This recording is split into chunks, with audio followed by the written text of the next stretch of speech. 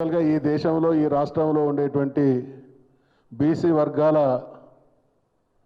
ఏకకంఠ నినాదం మేమెంతో మాకంత. మా బీసీ వర్గాలం ఎంత శాతం అయితే ఉన్నామో రాజ్యాధికారంలో అంతే శాతం అవకాశాలు మాకు ఇవ్వాలనేది మా డిమాండ్. కాంగ్రెస్ పార్టీ మాత్రం మేము 42% రిజర్వేషన్లు అమలు చేస్తాం, అనేక రకాలైనటువంటి హామీలు ఇచ్చి 20 మాసాల సమయం గడిచింది. కాంగ్రెస్ ప్రభుత్వం బీసీలకు ద్రోహం చేస్తున్నది. ప్రజలకు ఇచ్చినటువంటి హామీలు మర్చిపోయిన్లు. కులన గలన కానీ రిజర్వేషన్ల అంశాన్ని అటకెక్కించిండ్లు. అడుగడుగున నమ్మించి ద్రోహం చేసేటువంటి పరంపర కొనసాగుతూ ఉన్నది. పార్టీల పరంగా అమలు చేస్తామనేటువంటి లీకులు వస్తూ ఉన్నాయి. తస్మాత్ జాగ్రత్త రేవంత్ రెడ్డి గారు, మీరు మీ ప్రభుత్వం ఈ దేశంలో బీసీలను సర్వనాశనం చేసినటువంటి పార్టీ కాంగ్రెస్ పార్టీ. కాబట్టి మళ్ళీ మేము రీఇటరేట్ చేస్తూ ఉన్నాం, 42% రిజర్వేషన్లకు చట్టబద్ధత 9th షెడ్యూల్లో చేర్చి మాత్రమే ఎన్నికలు జరిపించాలి.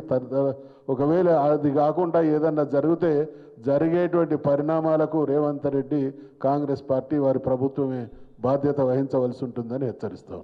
కులగణన తప్పుల తడక అని చెప్పి మేము అసెంబ్లీలో చెప్పినాం, బయట చెప్పినాం, మీకు అందరికీ కూడా తెలుసు. ఇంకా 16% చేయలేదని అసెంబ్లీలోనే సాక్షాత్తు ముఖ్యమంత్రి గారు అనౌన్స్ చేసేది కూడా తెలుసు.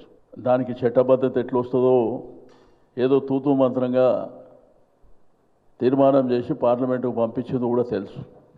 ఈరోజు ప్రధానంగా తెలంగాణ భూభాగంలో ఎస్సీ ఎస్టీ మైనారిటీలను కలుపుకొని మా యొక్క సమాజమే 90% ఉన్నటువంటిది. కాబట్టి ఏదో గవర్నమెంట్ జీవో ఇస్తామని నేను కొత్తగా వింటున్నాం. దాని శాంటిటీ ఏంది, దానికి ఎట్లా చట్టబద్ధత వస్తుంది? మాకు బలము శక్తి ఉన్నటువంటి వ్యక్తులం మేము అనుకుంటే రాజకీయ వ్యవస్థలో చాలా మార్పులకు కూడా దారితీస్తుంది. దీనికి చట్టబద్ధత లేకుండా ఎలక్షన్ పోవడానికి వీల్లేదు. ఒకటి, మీరు తూతూ మాత్రంగా జీవో ఇచ్చి మీరు మళ్ళా ఎవరినో మీ వాళ్ళనే కోర్టుకు పంపించి దాన్ని చెల్లకుండా చేసి ఎలక్షన్లని డ్రాగాన్ చేసి మీ కుట్ర దాంట్లో క్లియర్గా కనిపిస్తుంది. కాబట్టి రెండోది ఏంటంటే పార్టీల పరంగా ఇస్తామని చెప్పి మాట్లాడారు. ఇచ్చామా మాకు పార్టీల పరంగా ఇవ్వడానికి? రాయల్గా మాకు రావాల్సినటువంటి హక్కు. ఒక జీవో వస్తుంది అని చెప్పి లీక్ ఇస్తున్నారు. అదంతా వాళ్ళే ప్లాన్. అది బీసీలను పచ్చగా మోసం చేయడానికి స్వాతంత్రం వచ్చినప్పటి నుంచి ఇప్పటి వరకు అలవాటు అయిపోయింది ఈ దేశంలో కానీ రాష్ట్రంలో కానీ. ఓట్లప్పుడు ఒకటి, ఓట్లు అయిపోయిన తర్వాత ఒకటి. పల్లెక్కిలు మోయడానికి మాత్రమే పనికొచ్చిన తప్ప ఆ పల్లెకిలో కూర్చునే పెట్టాలి, వీళ్ళు కూడా పక్కన కూర్చుని పెట్టుకోవడం కూడా సోయలేదు. ఏదో బిచ్చం వేసినట్లు వేసి అడుక్క తినే పరిస్థితి తీసుకొచ్చారు. ఒక జీవో మీద ఒక రిజర్వేషన్ అనేది ఈ దేశంలో ఎక్కడైనా జరుగుతుందా? ఒక సుప్రీంకోర్టు జడ్జిమెంట్ ఉన్న తర్వాత, ఆ సుప్రీంకోర్టు జడ్జిమెంట్ ఉన్న తర్వాత ఒక జీవో, ఈ రాష్ట్రం ఇచ్చిన జీవో నడుస్తుందా? అంటే మీకు మీ మీద ఎంత ప్రేమ ఉందో చూసినావా అని చెప్పి జీవో ఇస్తే వాడు కోర్టుకు పోయండి మేమేం చేస్తామని చెప్పి మోసపూరితంగా కనిపిస్తుంది తప్ప ఇక్కడ లేదు. కామారెడ్డి డిక్లరేషన్లో 40 అంశాలు ఉన్నాయి.